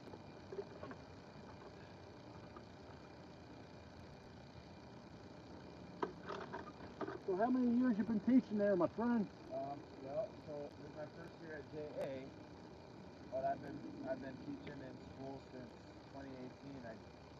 I went back to school and got my master's. Oh wow! And thanks. You got a bite already? I had a bite already.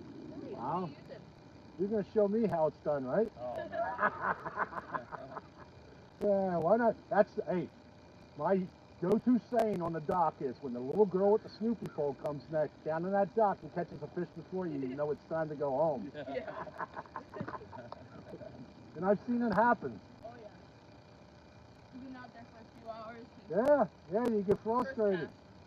These trout will give you a mental complex, I'll tell you that. They will.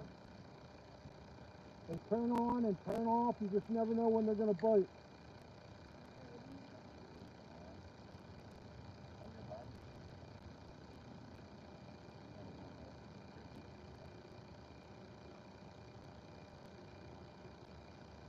So if you're going to try trout, I would recommend the females. Like anything in life, the females taste better. Yeah, they sure do. I only say that because the males have all that testosterone going through them, you know? Yeah. They say the flesh of the male rainbow tastes a little bit more metallic than the females are got a sweeter undertone to them. Okay. And then you just fry them up with a little bit of butter and... Yeah, I've never done them that way. Oh, really? No. Very rarely do I do them in tin foil and butter, but that's the easy way. A lemon, butter, and tin foil. Just a little... Tin foil, 400, 15, 20 minutes, and boom. Done. That's the easy way. And we did that with the northern up by Grantsburg. We just do a shore lunch over there, and that was it in the morning. It's been a while since I've been fishing up there. The northern tastes pretty good up there. They're thicker, you know. Yeah, I vape pickled northern. Wisconsin. Yeah. Where at in Wisconsin? Grantsburg. Okay. Well, north of Grantsburg. It's actually in Danbury. I don't know if you ever fished up to there by Danbury. There's the Yellow River. I've heard of it. The big yellow and the little yellow. Yeah. Fun fish. Oh yeah. Oh yeah. I love how crazy those types when you catch them. Yeah, you should tell them about that one guy 2 weeks ago in Burnsville. What's the name of that lake? Marion? Where at? In Burnsville? Yeah, there's a lake there. Teaching us how he catches big muskie on there, 30 inchers, or 40 inch muskie. He takes I think it's a perch, right? It's a He uses like these giant suckers and he lets them giant sit out sucker. there. And he throws it out and he just waits. Uh-huh. And he's just standing there for hours. And then sometimes he's throwing in. It's unreal. And it's a muskie lake right in Burnsville. Yeah. I don't know what it's called. Yeah, that even holds me out. You know, being a YouTuber, when I see people do stuff like that. But it's proximity and knowing if you're living around someplace like that, you know? He knows all the tricks, Yeah, you know? yeah.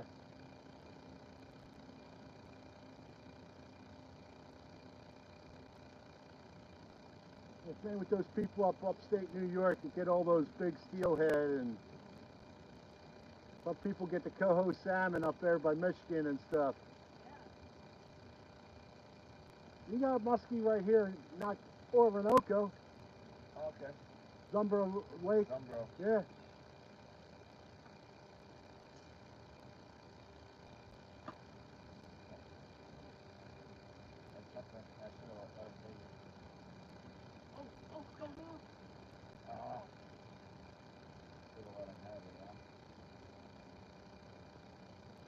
You'll get used to that. I have a 3-second and a 5-second rule when the bite is real finicky.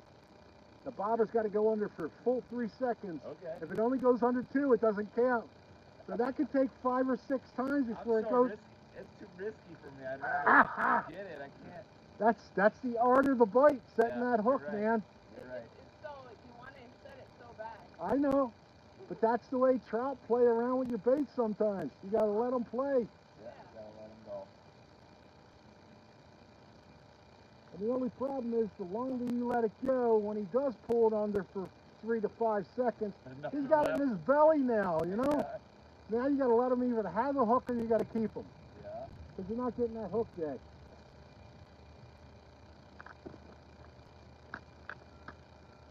I get about 1,500 a year out of here. But I'm down here 3 or 4. This is my job. Yeah. Yeah. That's great. That's cool. I've been doing this for 8 years.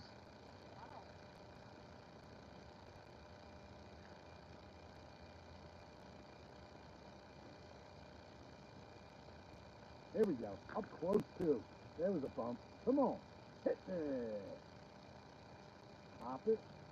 I like popping my bobber to make that minnow dance around a little for them. Okay. They get more enticed. They see that flash and. Yeah. But like I said, you just never know what they're going to be eating. I mean, it could be crawlers, it could be wax worms, it could be power bait off the bottom. I mean, they eat a variety of stuff. And whatever you come down here not with, let's say you forgot the wax worms, guess what they're going to be feeding off that day? They're getting it done. That's the frustration. Yeah. Yeah, we're so used to catching like bass and everything. We never caught trout. But we got nothing much about it. These stockers are easier than, let's say, if you're willing to go to a stream with a spinner or something like that. Yeah. That takes a lot more talent. These things, when they're hungry, I'll tell you what, I've been out in the ice when that rainbow tornado starts swirling and they go into a feeding frenzy. You don't need bait, all you need is a hook. And they'll bite the hook. Yeah. Oh, They get in a feeding frenzy. They'll just see that shiny hook and nibble it. yeah. I've had trout sometimes just slacking my line. They see that line and they grab the line and try to swim away with it. They think it's a little bug. They're so hungry. Yeah. Wow.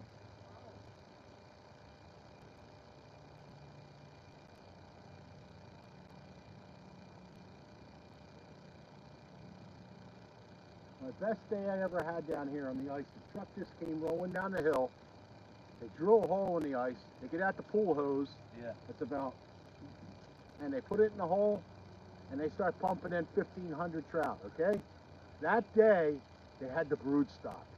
They had the 4 or 5 pound rainbow trout. All right. So I'm all the way on the other side of the pond. I come running across the ice with my spikes on my boots. I drill a hole right next to where their hole is, and I got an 18, a 22, and a 20. And 46 other fish in one day. I kept the 22, and it wasn't good eating because when they get that big, the flesh is a lot tougher. But it looked like a salmon with the nose bent over and stuff. And I let go the 18 and gave away the 22 to my friend. Yeah. But yeah, what a fun day when you're pulling them up that quick. Yeah. And the best part about ice fishing, you see somebody else pulling them up left and right, like 5 within a half hour. You just mosey your way in and go over there and do a couple holes. And then you get closer and closer before you know it, you're elbow to elbow.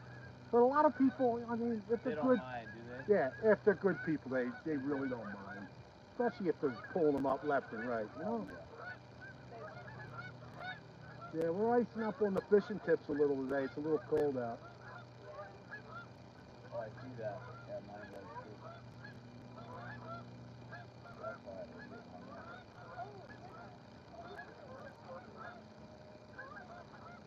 That'll stop you from casting as far. Yeah, it does.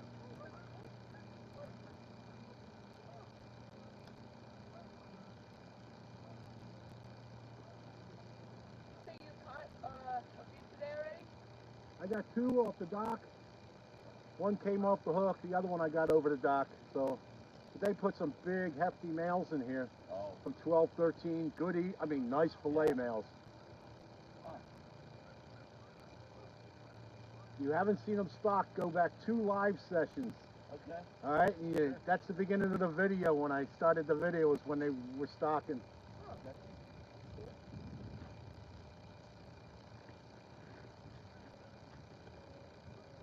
Of course, if I get one, I'll let you have it. I don't know if you ever tried these things out, but it's a butter toffee peanut. We're going into these. They're pretty good. Oh no, for you. Now don't give these away. Thank you. You're welcome.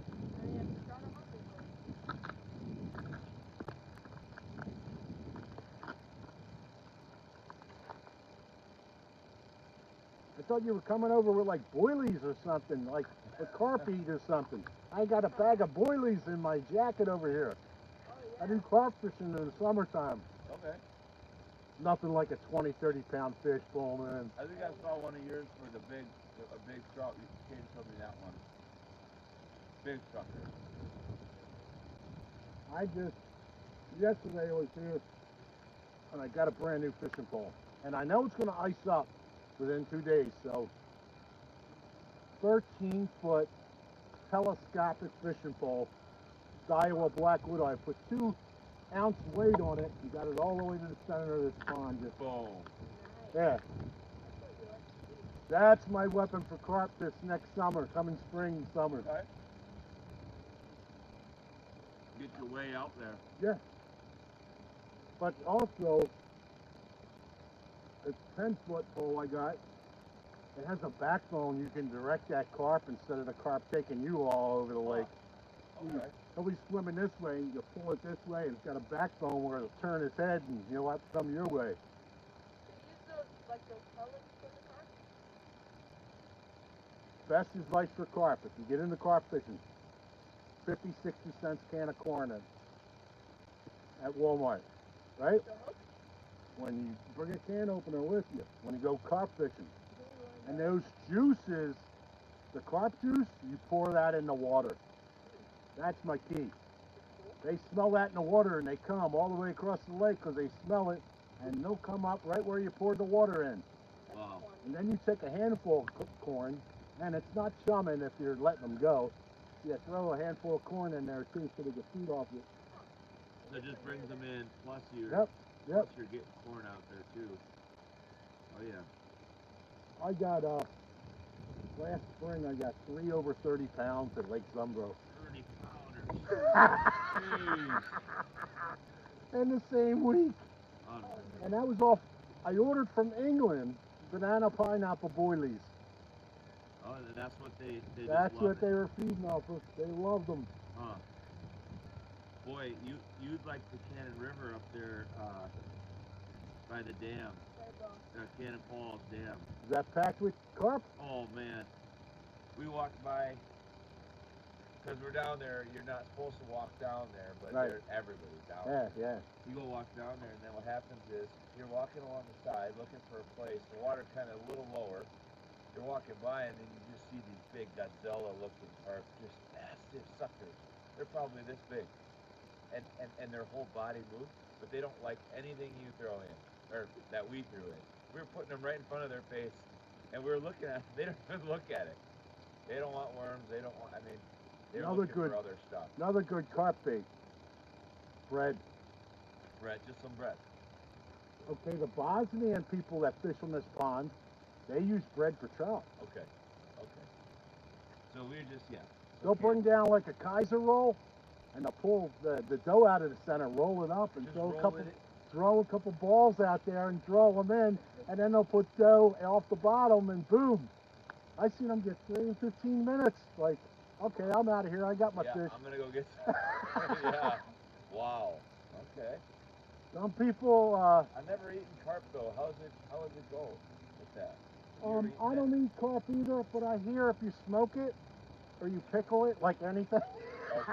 Yeah, then it's fine. If you pickled my flip-flop, summer flip-flop, it probably would taste good, okay? That's my going joke. Yeah. That's what they do in Minnesota. They either pickle or smoke it. That's a fact. I'm not from Minnesota. I'm from Philadelphia. Okay. And in 27, I moved to Arizona. I was in the newspaper industry. Remember what the newspapers were? I always show my kids that stuff. You know, the old papers and Yeah. I was a printer. I was a guy hot off the press, off the printing press. I did that for 30 years. Huh. All the money was going up to the CEO, and I said, I'm breaking my back. 10 years no raise, guess what? My days are over. Yep. The internet did that, though. Yeah, then they kind of dug their own. And then I mean, they can't really come back against that now. Because the stories aren't as captivating as they used to be, and people just get a short clip, and that's what they want. Just a short. Yeah. It's all about the clicks now. Yep, just a short thing, keep it simple. There's a lot of salacious stuff that they try to do, but that don't go so far either.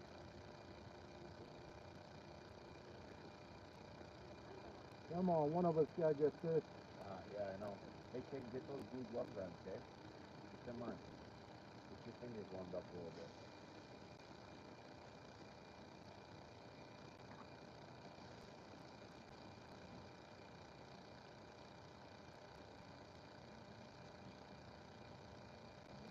There we go. Come on, hit me. Yes, she's going down. I know, but There what we did I go. say? What did I say? They You like to were right. play. I like to play too, but. Get him, get him. All right, you'll see when. I'll tell you when. Oh, they're just toying with it, aren't they? Right, like a cat. They don't pick it. Right. That's so interesting. Once you know that, then you're a better master at setting that hook. Oh yeah. Isn't that? Gee, that's what my dad used to tell me. He used to tell me don't pull it up there. Maybe that's what he was meaning. Certain types of. Sometimes, some days it's more finicky than others. That's Yeah. where my 3-second and 5-second rule comes in. Sure. And then sometimes they just don't even take her.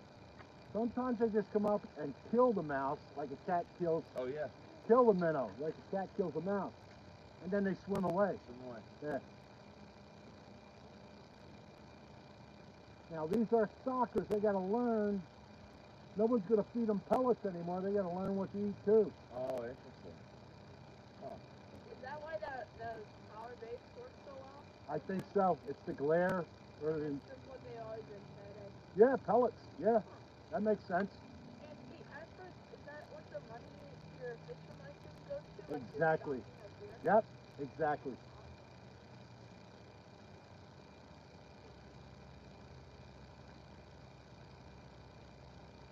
But putting in 600 every 2 weeks, I mean, that's That's crazy. this pond's only, I call it a baby pond. It's only about the size of 4 football fields. That's a lot of fish crammed in a little pond. Oh yeah, they're in here. You know that, yeah. We're in. But then when you get out in the center, it's 35 feet. So, and in the middle, it's like 20, 25. So there's a lot of places for them to hide too. Oh, okay.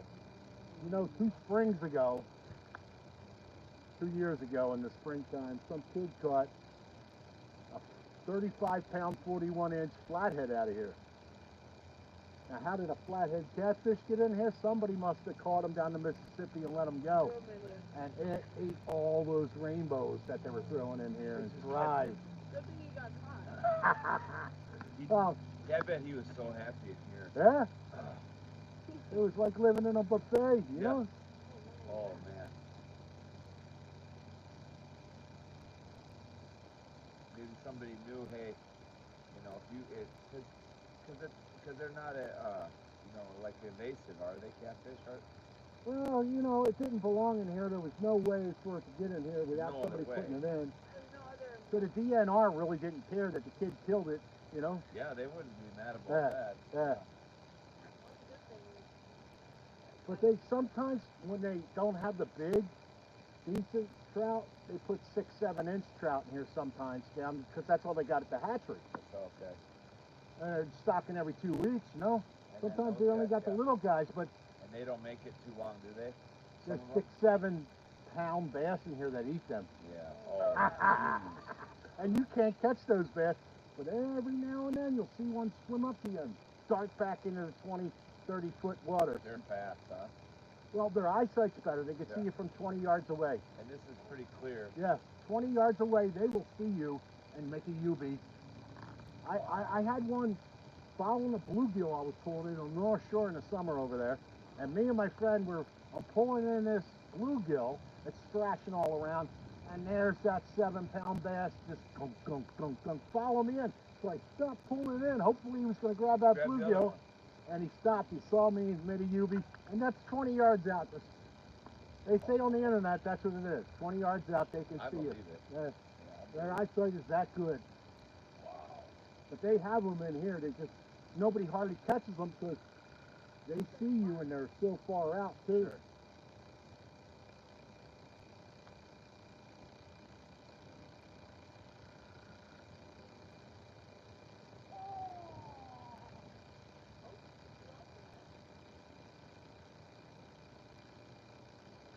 Okay, I had 2 bites, 1 minnow stolen, still no fish. You got my minnow again. think I'm going to have to eliminate that 2-second rule and maybe set that hook quicker. Just go. Try it, yeah. Yeah, you're making a fool out of me now.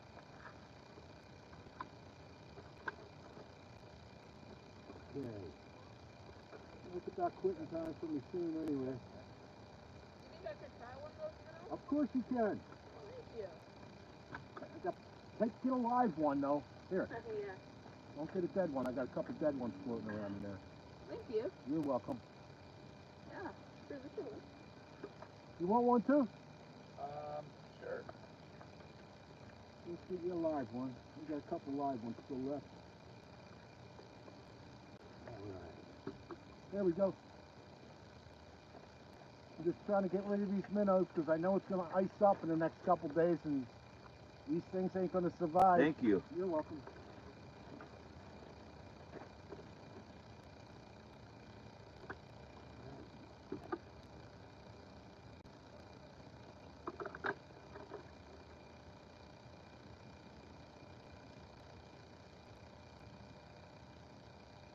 The only thing is, I give you a minnow, you got to catch a fish off it.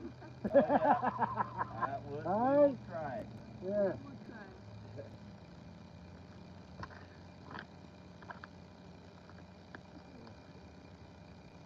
It's just funny how picky they are. I never thought of that would be the case. Now, a lot of people don't like using minnows because it stinks up your house and your fingers when you're putting them on. And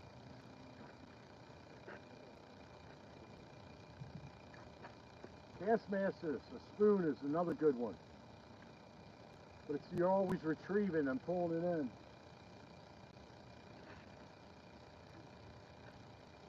There we go. Come on. Okay. I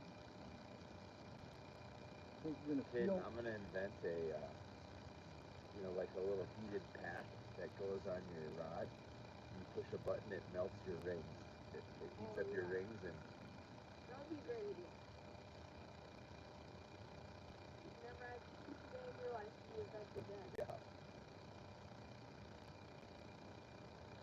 You heat them up a little bit. I didn't wait, but I missed the bite. Did you get me? I don't know. Got a freebie?